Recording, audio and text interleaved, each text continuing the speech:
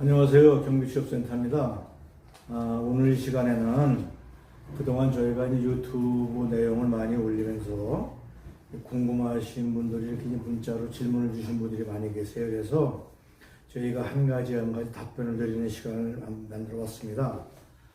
첫 번째는 요즘 오미크론으로 인해서 현 근무자가 불가피하게 대체 근무를 3일간 하게 되었는데요. 3일 근무 후 대금비를 일일 15만원씩 45만원 입금됐는데 전액이 입금되지 않고 공제하고 입금하는 게 맞는지 궁금합니다. 이런 질문을 해주신 분이 있는데요. 이거는 이제 그 대금비가 뭐 15만원이다 이런 거는 통상 이제 그 정해진 금액은 없고요. 저희가 일반적으로 대금비를 어떻게 계산하냐면은 급여에 경비원이 그 계약된 급여에 나누기 15를 해요. 그래서 급여가 200만 원인데 그러면 나누기 15를 하면은 한 하루에 한 13만 원 정도 되겠죠. 13만 원 정도.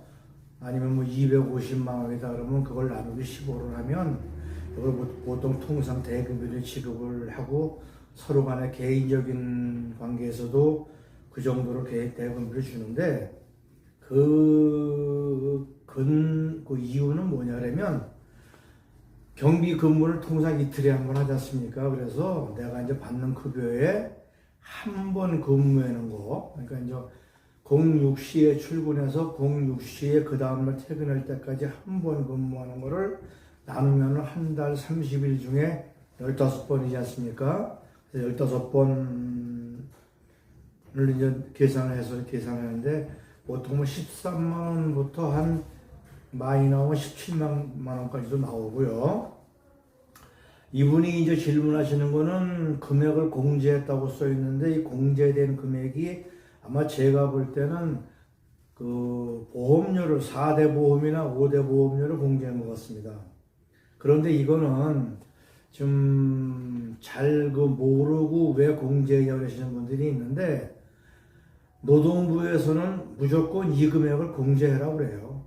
그래서 공제하라고 예를 들어서 하루 이틀 정도 일을 하고 나가신 분들도 노동부에서는 그 해당되는 4대 보험이나 5대 보험에 대한 거를 회사에 청구를 해서 노동부에서 받아갑니다.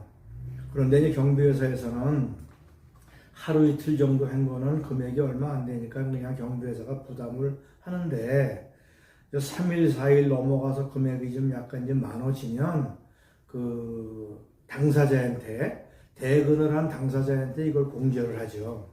근데 이거는 또 이 당사자가 그 당시에 만약에 예를 들어서 그 뭐 일반 사업 기업에서 보험을 받는 그런 근거가 없는 분이라면 다 또 이게 또 뭐야 그 보험에도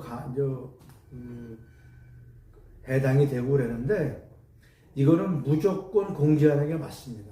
법으로는 하루를 대근을 해도 공제하는 게 맞는데 통상 경비회사에서는 이제 그 액수가 적으니까 안 띄고 뭐 어느 회사는 2, 3일 정도까지도 띄지 않는 데가 있고요. 그 다음에 그 많이 이제 기간이 길어지면 띄고 개인과 개인이 이제 그 대근을 하는 경우가 있어요. 경비하시는 분이 집안일로 좀 나 좀 양해를 구하고 나 대근 좀 하나 세우겠다 그러고 자기 돈 가지고 주는 분이 있어요. 근데 그분은 이제 자기 급여에서 어차피 4대 보험이 공제가 되기 때문에 이분한테는 이제 띄질 않겠죠. 그래서 그런 경우를 제외하고는 그 금액이 뭐 과도해되면 모르지만 그 보험 명분으로 공제하는 거라면 100% 이거는 공제하는 게 타당합니다. 어차피 노동부에서도 이건 100% 공제하는 걸 원칙으로 하고요. 그 다음에 두 번째 질문입니다. 경비 월급이 31일, 30일, 28일 다달이 달라요. 1월달, 2월달 봉급이 틀려서 왜냐고 물어보니 31일 날이 있고 28일도 있으니까는 경비원은 시간으로 따지니 줄어들 수 있다고 하더군요. 그게 맞는 건지 궁금합니다. 그랬는데 이건 제가 듣기에 좀 안 맞는 얘기 같아요. 어차피 경비원 그 급여를 처음에 산정해서 입찰을 들어갈 때 보통 이제 경비회사가 그 단지하고 1년 계약을 하게 되면 1년 365일을 나눠서 28일 있는 날이든 30일 있는 날이든 31일까지 있는 날이든 걸 나눠서 통상 급여를 월 금액을 일정하게 정하거든요. 그래서 그걸 가지고 그 경비원 급여를 주기 때문에 28일 있다고 조금 주고 30일 있다고 많이 주는 거는 글쎄 이건 제가 경비회사의 생활을 오래 해봐도 이런 얘기는 처음 듣는 건데 이거는 글쎄 제가 정확하게 내막은 모르겠지만 맞지 않다고 보고요. 봉급은 1년 12달을 총괄 급여를 합해서 나누기 12달을 해서 매월 얼마라는 급여를 책정을 해서 그거를 그 경비회사에서 그 아파트 단지라든가 이런 그 회사에 청구를 하기 때문에 매월 일정하죠. 틀릴 수는 없습니다. 이거는 다시 한번 정확하게 물어보시고 이게 궁금하신 분은 회사에서는 의무적으로 급여 명세표를 지급하게 돼 있어요. 급여 명세표를 달라고 그랬어요. 그래서 내가 근무한 달에 매달 지급 명세표를 달라고 해서 노동부에 가서 상담을 하시면 정확한 답이 나올 것 같습니다. 세 번째 질문인데요. 초본에 계급이 하사라고 나오면 신인 교육을 안 받나요? 그랬는데 무조건 안 받습니다. 예전에는 이게 초창기에는 뭐 군인 몇 년 아니면 이런 저기 경찰관 몇 년 이상 이런 게 처음에는 법에 있었어요. 근데 이게 지금 조금 안 맞는 내용이 군인도 단기 하사는 안 해주고 장기 하사는 해주고 이런 게 있었는데 장교를 예를 들어 보면 중위로 제대를 하더라도 군대 생활을 4년밖에 안 하거든요. 그런데 첫 초창기에 7년 이상 군대 생활을 해야 된다 이런 게 있었는데 이게 그냥 민원의 소지도 많고 또 경찰청 쪽에서도 확실하게 여기에 답변도 못하고 이래서 나중에 아마 법을 수정을 해서 그냥 단기 하사든 장기 하사든 하사 이상 계급이면 신인교육을 무조건 안 받아도 되게 이렇게 법이 바뀌어서 이분은 신인교육을 안 받아도 되는 게 확실합니다. 그 다음에 네 번째 질문인데요. 계약기간이 종료되어서 용역업체가 변경되었는데 고용승계가 법적으로 보장되나요? 그랬는데 이거는 법적으로 보장은 안 됩니다. 법적으로 보장이 안 되고 이렇게 되게 되면 이거는 계약직 근로자가 아니고 정규직 근로자가 되는 거죠. 법적으로 보장이 된다고 그러면 그거는 쉽게 말하면 그분을 다시 고용승계를 하든 안 하든 새로 들어오는 그 경비 용역회사하고 그 단지 간의 협의에 의해서 되는 거고요. 참고로 이 협의는 제가 만약에 이제 이 회사를 이제 12월 31일 날부터 1월 1일부터 인수인계를 내년까지 1년 동안 이제 계약을 맺었다 그러면 저희가 찾아갑니다. 이제 관리 사무실을. 그래서 경비원은 어떻게 할까요? 물어보면 동대표 회장이라든가 이제 관리소장이 지금까지 한 경비분들이 다들 우리하고 좀 뜻이 안 맞는 것 같으니 전원을 다 갈아주셔야 하는 경우도 있고 또 지금 일하는 분들은 잘하시기 때문에 그냥 전원 다 변경 없이 그냥 같이 일했으면 좋겠습니다 하는 분도 있고 또 나쁘게 말하면 누구는 막 경비가 10명이 있었는데 10명 중에 누구누구 한 3명 정도는 바꿔주세요. 그래서 왜 그렇습니까? 그러면 조금 지난 한 1년 동안 좀 주민하고 마찰도 있었고 여러 가지 안 맞는 부분이 있습니다. 그러면 이제 새로 들어가는 회사가 그분은 이제 그 고용승계를 안 하고 거기서 고용승계를 하라고 그러는 분만 하죠. 이거는 법적으로 보장은 전혀 안 됩니다. 안 되는 거고요. 5번째 질문인데요. 아파트 경비원 면접시험 관련 질문들입니다.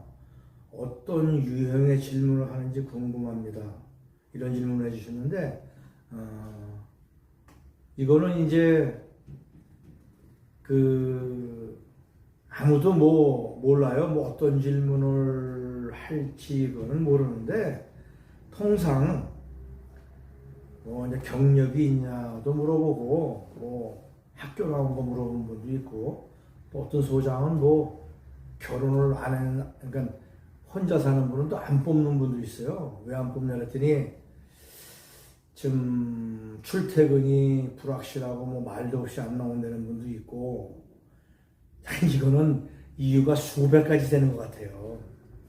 그냥 간략히가 말씀드려보면 어디는 또 경비 경력자만 보내달라는 분도 있고, 또 어디는 경력자는 절대 보내지 말라는 데가 있어요. 이유가 뭐냐면 초보자는 그냥 시킨 대로 말을 듣는데 경력자는 그냥 아는 체를 하고 그냥 나댄다. 그래서 우리는 초보자만 보내주세요 그러는 데도 있고, 또 우리는 경력자만 보내주세요 그러는 데도 있고, 먼저 말씀드린 대로 정말 그냥 나쁘게 말하면 우리는 해병대 나온 사람은 보내주지 마세요 그러는 데도 있고, 또 특정 지역을 찍어서 그쪽 출신은 보내주지 마세요 그러는 분 별의별 분이 다 있어요. 또 대학교 나온 분은 보내지 말라는 분도 있고, 또 어디는 고등학교 이하로 나온 분은 또 보내지 마세요. 그래서 이거는 같은 단지라도 면접을 누가 보냐에 따라서 다 틀리는데, 제가 면접을 본다고 생각을 하는 거는 이제 가장 저는 유심하게 봤던 게, 이렇게 대화를 하면서 대충 사람이 알잖아요. 이분이 좀 성실하실 것 같다 그러는 분을 이제 우선 채용하는 게 맞겠죠.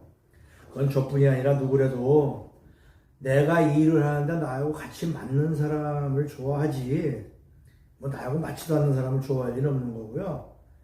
가장 나쁜 거는 그 짧은 면접 시간에 말이 많은 분이 있어요. 그냥 한마디 물어보면 10마디 대답을 하고 답변을 안 했고 답변을 하고 이런 분이 있는데, 또 그 중에는 이제 자기 재산을 은근히 많다고 자랑을 하면서 나는 이런 거를 안 해도 되는데 심심풀이로 한다. 아직은 제일 그냥 최악인 분이죠. 재산이 많은데 심심풀이로 왜 경비를 옵니까? 사회생활 봉사활동을 할 것도 많고 어려운 사람 도와줄 것도 많고 동네에 쓰레기 주스러 다녀도 되는데 왜 경비를 하러 오셔서 난 돈이 많은데 심심풀이로 시간 때우러 왔다는 분은 안 뽑죠. 안 뽑고, 두 번째로 또 내가 옛날에 무슨 대기업에서 이사를 했다, 뭐를 했다, 내가 교장을 했다, 뭐를 했다, 별소리 다 하는 분이 있어요. 그것도 마이너스 요인이고요. 옛날에 이력서에 저는 이력서를 한문으로 써온 분도 봤어요. 하나같이 다 한문으로 써 있더라고요. 무슨 한문 자랑을 하려는 건지. 또 어느 분은 또 이력서를 영어로 다 써왔어요. 그래서 제가 읽어보고 웃었는데, 그건 전혀 일반 상식에 맞지 않는 그런 면접 보는 방법이죠. 그리고 제가 면접 보는 그 상대방이 나보다 배웠든 못 배웠든 나이가 젊든 말든 우리 사회생활에서 날 면접 보는 사람이 어떻게 보면 나중에 내 상관이 될 수 있는 거거든요. 삼성전자나 현대자동차는 안 그렇습니까? 내가 나이가 많고 전 회사에서 잘 나갔더라도 일단 내가 거기 면접 보러 간 사람인데, 전에 잘 나간 때는 얘기를 거기서 하는 자체가 약간 좀 제가 볼 때는 상식 이하의 분위기로 보는데, 첫 번째는 그냥 깔끔하게 입고 가셔서 그냥 묻는 것만 대답하시고 성실하게 보이는 게 제일 우선이고요. 아까 말씀드린 대로 복장도 굉장히 중요해요. 나쁘게 말하면 그냥 노숙자 모양 입고 가는 분도 있어요. 제가 봐도 막 그러고 또 이건 좀 불쾌한 얘기일 수도 있는데 어느 분이 그냥 면접을 보다 보면 좀 냄새가 나세요. 그래서 그게 본인은 모르시는 것 같아서 저 같은 경우는 이제 사무실에 오시면 그런 걸 그냥 대놓고 얘기를 하는데 본인은 모르니까 그러면 그 면접을 보는 상대자는 이제 지금 인상을 찌푸리죠. 그래서 깔끔하게 그것이 좋습니다. 어떤 유형의 질문을 하는지는 딱 부러지진 않은데 단 한 가지 성실하게 할까를 보는 게 맞는 것 같습니다. 다음 질문인데요. 안양 사는데 교육은 어디에서 받는지 교육장 전화라도 알려주시면 고맙겠습니다. 그랬는데 안양은 모르겠는데 수원 같은 경우는 경비협회라고 있어요. 114에 물어보시면 되는데 이 수원 경비협회가 수원 사람도 오고 안양뿐 뭐 오산 사람, 용인 사람도 다 오시는 거로 아는데 안산에도 하나가 있는 걸로 알고 있어요. 이 경비교육은 대체적으로 이제 경비협회에서 이 업무를 맡아서 교육을 하지만 개인들이 하는 데가 많습니다. 그래서 옛날에 수원에 대신이라는 데가 하나 있었는데 여기는 현재 문을 닫은 상태고요. 114에 물어보셔서 가까운 지역의 경비협회를 물어보시는 게 제일 빠를 것 같고요. 아니면 인터넷을 뒤지면 경비교육 받는 데가 이렇게 많이 나오니까 거기서 물어보시는 게 제일 맞는 것 같습니다.